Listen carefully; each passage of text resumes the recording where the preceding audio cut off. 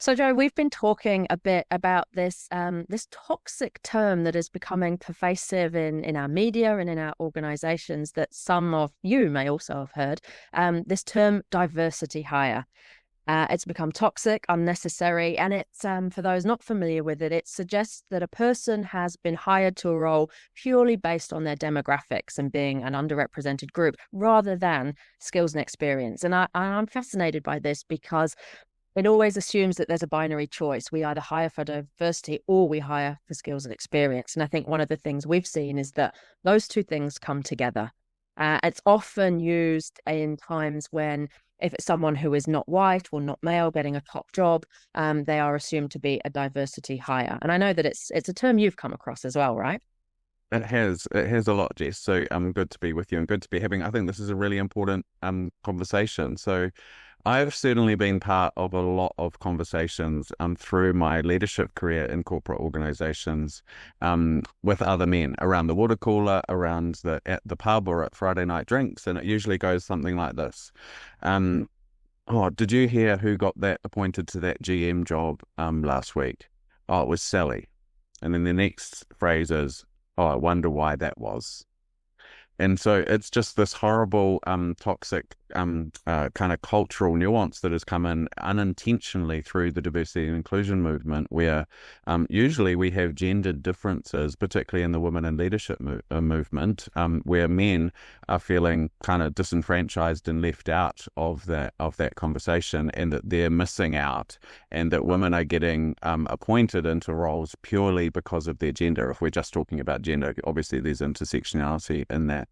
And when that happens, in that instance, Sally doesn't get set up to succeed because she automatically feels like, oh, was I appointed into that role just because of my gender? And I have an extra layer of imposter syndrome coming into that role. And then unintentionally or actually consciously or unconsciously, the people around her going into that role are not setting her up for success. And we see this in in public commentary a lot, and not just sometimes at the moment we're just pointing over to the US and the Trump environment as observations to what's happening, but this is happening in Aotearoa New Zealand as well, right? And so whenever it was a year or two ago when that naval ship ran aground in the Pacific, and it was a female captain that was the captain of that ship, and then there was all of this commentary online around that it was a female captain, and had the Defence Force had a diversity policy in place, and that was the reason why she was appointed into that role, and that was the reason why the ship ran aground, and so there's quite a lot of volume of commentary kind of agreeing with that perspective, which is really interesting, which is, I think, a really important reason why we continually need to reground our organizations around our recruitment on what are the relevant skills, what are the relevant experience, and how might the difference that person brings into that be part of how we describe merit, if you like, if we want to use the merit word, that someone's identity, the difference, and the skills and experience that they bring all contribute to the performance that they will bring into that role. And so we're not just taking that narrow view of it's just because of their gender to meet our gender targets. We're wanting to recruit someone who is going to be high performing in that role, and all of the dimensions across their identity, their lived experience, their skills, their all of the capabilities that they're going to bring to the job are more holistic in our view of how we're describing merit.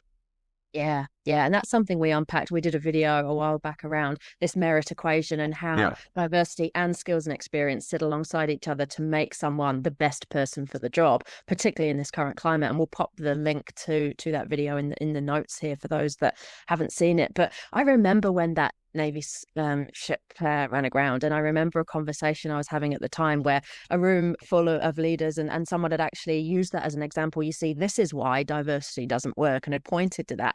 I remember having the conversation at the time being like, it's really interesting that's what you're using as an example here. And I actually asked the question, I was like, how many ships have been sunk by men? How many male captains have run ships aground?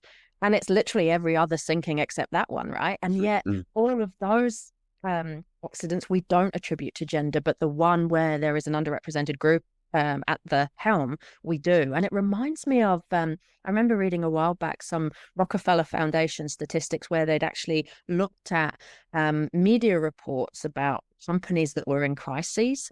And they'd actually looked at what percentage of reports got attributed that crisis to the CEO or attributed to external circumstances like the GFC or environmental. And when they split that by gender, it was quite shocking because if the CEO was a man, he got blamed 30% of the time, and the other 70% of the time it was something outside of his control. But as soon as they cut that data by if the CEO was a woman, that number, that 30% went up to 80.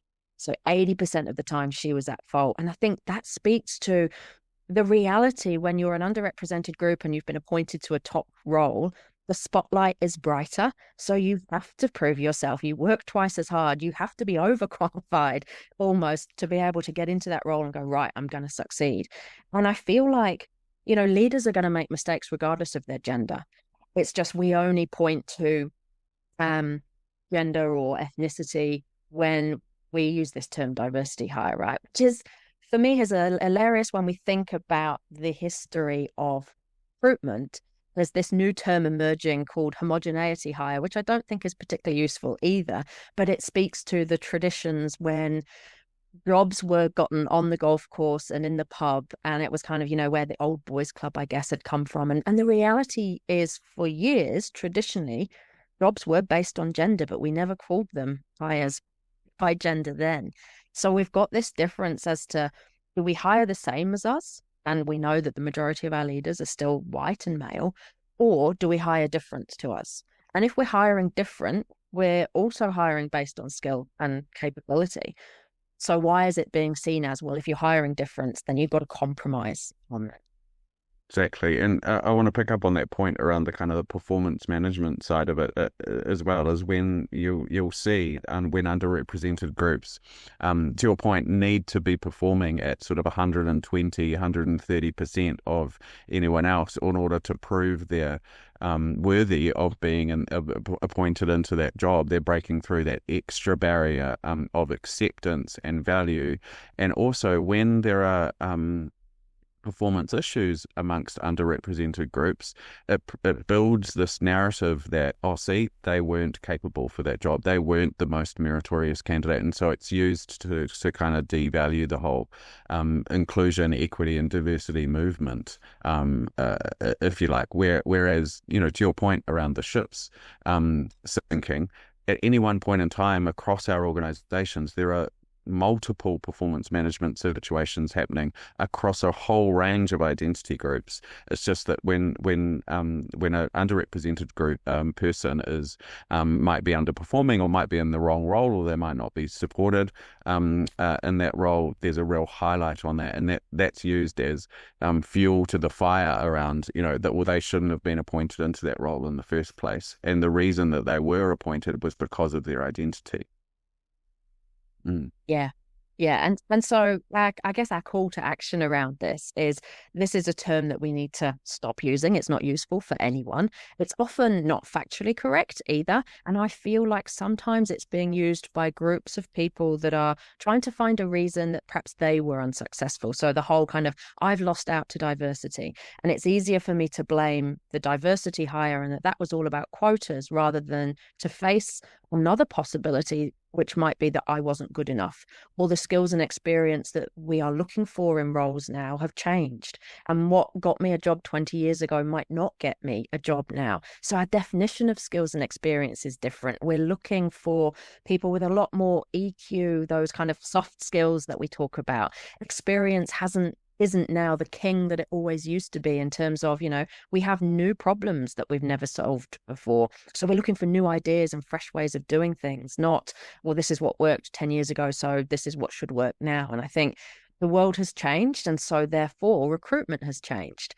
And we know that when we get more diversity through the door, our teams are better because of it.